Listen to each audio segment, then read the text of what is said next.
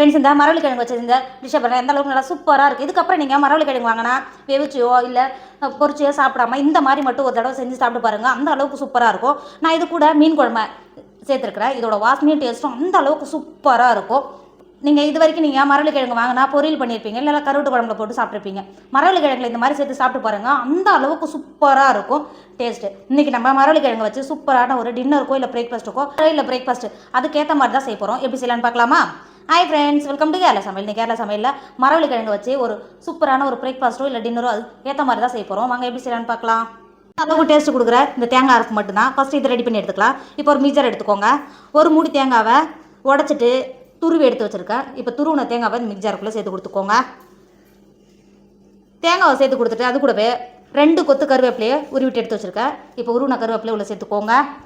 அது கூடவே 2 பச்சை மிளகாய் எடுத்து வச்சுருக்கேன். இப்போ இந்த 2 பச்சை மிளகாயும் உள்ள சேர்த்துக்கோங்க. 3 பல்லு பூண்டை தோல் நீக்கிட்டு எடுத்து வச்சுருக்கேன். இப்போ உள்ள சேர்த்துக்கோங்க.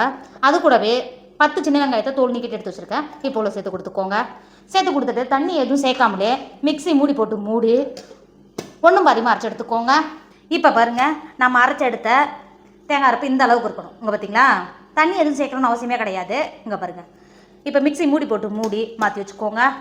நான் 2 கிலோ மரவள்ளிக்கிழங்கு எடுத்திருக்கேன். இப்போ இந்த மரவள்ளிக்கிழங்கு நல்ல மரவள்ளிக்கிழங்கு இதை இருக்குது பாருங்கள். இந்த முன்னாடி இருக்கிறத கட் பண்ணிவிட்டு மரவள்ளிக்கிழங்கு இந்த மாதிரி துண்டு துண்டாக கட் பண்ணிக்கோங்க. இந்த மாதிரி துண்டு துண்டாக கட் பண்ணிங்கன்னா உங்களுக்கு தோல் நீக்கிறதுக்கு ஈஸியாக இருக்கும். இந்த மாதிரி நீங்கள் கட் பண்ணும்போது இதை இருக்குது பாருங்கள்.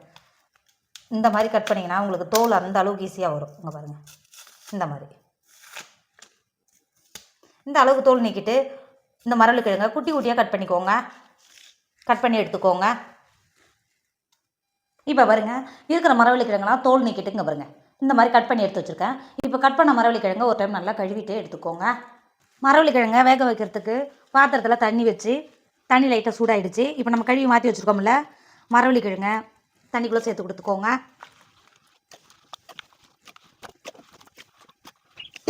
ஃபஸ்ட் டைம் நம்ம மரவள்ளிக்கிழங்கை ஒரு 10 நிமிஷத்துக்கு கொதிக்க வச்சு தண்ணியை வடிகட்டி மாற்ற போகிறோம். அதனால் நீங்கள் மரவள்ளிக்கிழங்கு சேர்க்கும் போது தண்ணி முங்குற அளவுக்கு இருக்கணும்.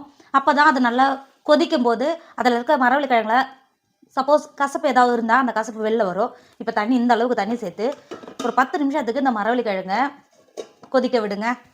இப்போ பாருங்கள், ஒரு 10 நிமிஷம் ஆகிடுச்சு. எந்த அளவுக்கு நல்லா கொதிக்க ஆரம்பிச்சிச்சு பார்த்தீங்களா? இப்போ இந்த தண்ணியை வடிகட்டிட்டு மாற்றிக்கோங்க.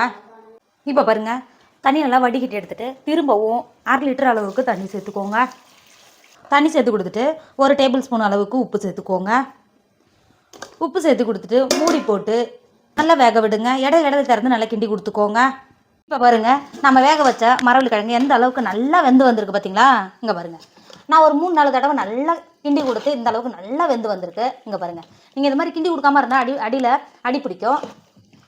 இந்த அளவுக்கு நல்லா கிண்டி கொடுத்துட்டு நம்ம ஏற்கனவே அரைச்சி மாற்றி வச்சுருக்கோம்ல தேங்காய் அரைப்பை எவ்வளோ சேர்த்து கொடுத்துக்கோங்க.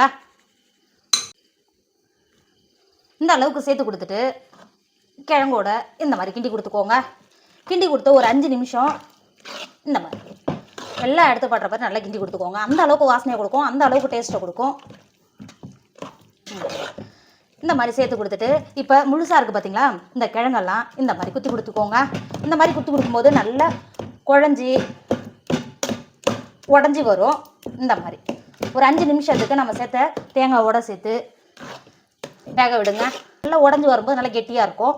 இங்கே பாருங்கள், இந்த மாதிரி ஒரு 5 நிமிஷத்துக்கு நம்ம சேர்த்த தேங்காவோட பச்சை வாசனை போய் நல்லா வெந்து வரும். வேக விடுங்க.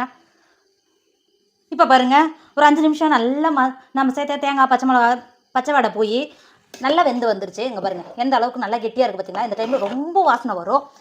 இப்போ இந்த ஸ்டேஜில் லாஸ்ட்டாக 1/2 டேபிள் ஸ்பூன் அளவுக்கு ஜீரகம் சேர்த்துக்கோங்க. நான் மிக்சியில் அரைக்க மறந்துட்டேன், அதனால தான் இந்த ஸ்டேஜில் சேர்த்துக்கிறேன். நீங்கள் மிக்சியில் மசாலாவோட சேர்த்து இந்த ஜீரகத்தை அரைக்கும் போது அந்த அளவுக்கு வாசனையை கொடுக்கும். சேர்த்துட்டு ஒரு டைம் நல்லா கிண்டிக்கோங்க. இந்த அளவுக்கு நல்லா கிண்டி கொடுத்துக்கோங்க.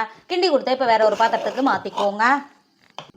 இப்போ பாருங்கள், நம்மளோட மரவள்ளிக்கிழங்கு வச்சு செஞ்சால் சூப்பராக ரெடி ஆகிடுச்சு. இதை நீங்கள் பிரேக்ஃபாஸ்ட்டாகவும் சாப்பிட்லாம், டின்னராகவும் சாப்பிட்லாம். அந்த அளவுக்கு டேஸ்ட் சூப்பராக இருக்கும். நீங்கள் இது கூட சிக்கன் குழம்பு, மீன் குழம்பு, அப்படி இல்லைனா சின்ன வெங்காயத்தை பச்சை மிளகா சேர்த்து இடித்து சாப்பிட்டீங்கன்னா அந்த அளவுக்கு டேஸ்ட்டை கொடுக்கும். அந்த அளவுக்கு சூப்பராக இருக்கும். இதுக்கப்புறம் நீங்கள் மரவள்ளிக்கிழங்கு வாங்கினா மறக்காமல் இந்த மாதிரி ஒரு தடவை மட்டும் செஞ்சு சாப்பிட்டு பாருங்கள். அந்த அளவுக்கு டேஸ்ட்டை கொடுக்கும், அந்த அளவுக்கு சூப்பராக இருக்கும். கண்டிப்பாக நீங்களும் ட்ரை பண்ணுங்கள். என்னோட வீடியோ உங்களுக்கு பிடிச்சிருந்தா உங்கள் ஃப்ரெண்டு உங்கள் ஃபேமிலிக்கு ஷேர் பண்ணுங்கள். மறக்காமல் கேரளா சமையல் சப்ஸ்கிரைப் பண்ணிக்கோங்க. தேங்க்யூ.